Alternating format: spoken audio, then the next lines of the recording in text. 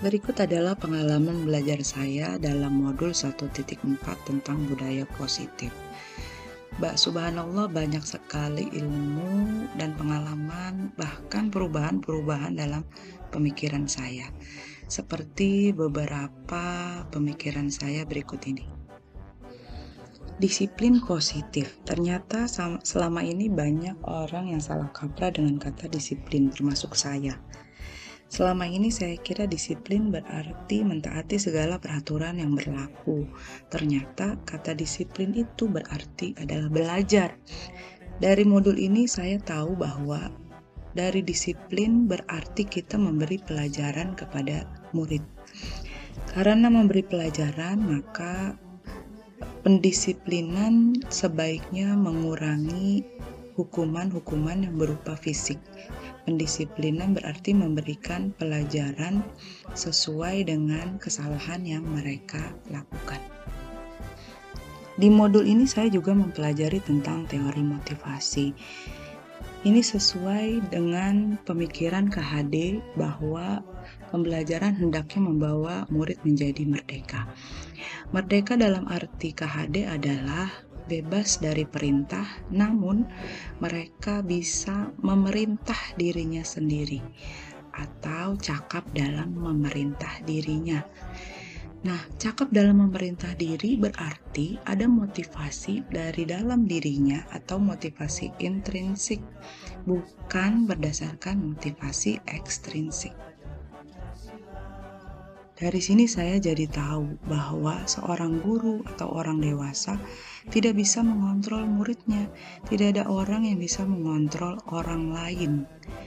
Yang selama ini saya kira dengan saya memberi perintah kepada siswa, saya bisa mengontrol siswa saya. Ternyata salah. Tidak.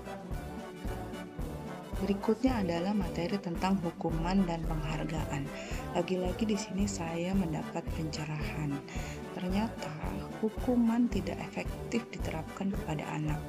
Yang ada malah akan menyakitkan psikologi untuk jangka panjang. Sedangkan penghargaan yang berlebihan dapat menurunkan kualitas, kreativitas, dan motivasi intrinsik bagi peserta didik lain yang tidak mendapatkan penghargaan. Maka solusinya adalah restitusi. Restitusi merupakan pilihan. Dia dapat menguatkan murid dalam jangka waktu panjang. Korban mendapatkan ganti sesuai apa yang dilakukan oleh murid. Murid akan mendapat penguatan dan masalah terpecahkan. Murid belajar bertanggung jawab untuk perilakunya. Kemudian, restitusi juga fokus pada pemecahan masalah dalam jangka waktu panjang. Dan murid akan menghormati dirinya serta orang lain. Materi berikutnya adalah posisi kontrol. Materi ini membuat saya berefleksi diri, di mana posisi saya ketika menyelesaikan masalah siswa saya. Apakah sebagai penghukum atau pembuat orang merasa bersalah, temankah, pemantaukah, atau manajerkah? Nah, ternyata hasil refleksi saya lebih banyak menjadi teman dan pembuat orang merasa bersalah. Posisi kontrol yang ideal adalah kita menempatkan diri pada posisi manajer. Di posisi ini, murid akan mengevaluasi diri dan bagaimana ia memperbaiki dirinya, dan akan terjadi penguatan pribadi. Murid juga dapat meletakkan dirinya sebagai individu yang positif dalam dunia yang berkualitas. Dalam segitiga restitusi, setiap murid yang melakukan kesalahan pasti memiliki tujuan. Nah, tujuan dari seorang murid melakukan kesalahan biasanya adalah untuk memenuhi kebutuhan dasar manusia, yaitu bertahan hidup, perasaan kasih sayang dan rasa diterima, untuk mencapai kesenangan, mencapai kebebasan, atau mencapai kekuasaan. Mengapa kita harus membuat keyakinan kelas? Tidak peraturan saja. Nah, ini sebenarnya untuk memotivasi atau untuk membangkitkan motivasi intrinsik murid.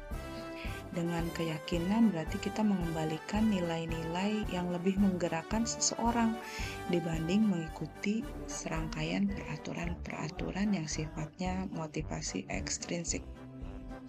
Terakhir dalam modul ini saya mempelajari tentang segitiga restitusi, yaitu proses kita melakukan restitusi. Yang pertama adalah proses menstabilkan identitas.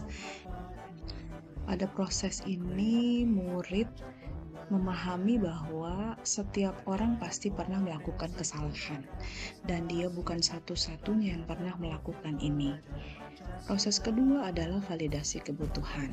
Di sini kita akan menanyakan alasan mengapa dia melakukan sebuah kesalahan dan adakah cara yang lebih efektif untuk mendapatkan apa yang dia butuhkan. Proses yang ketiga yaitu menanyakan keyakinan.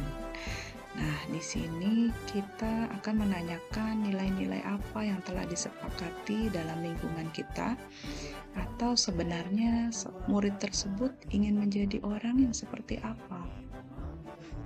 Dengan proses ini, anak akan melihat kesalahannya dihubungkan dengan norma sosial dan nilai-nilai yang mendasari manusia berinteraksi dengan orang lain, sehingga kita akan mengembalikan dia pada lingkungan yang positif.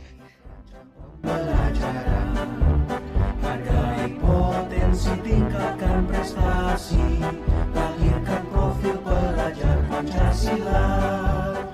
Belajar, bergerak, berbagi untuk negeri, kita menjalin kolaborasi. Belajar, bergerak, berbagi untuk negeri, demi bakti pada Ibu Pertiwi.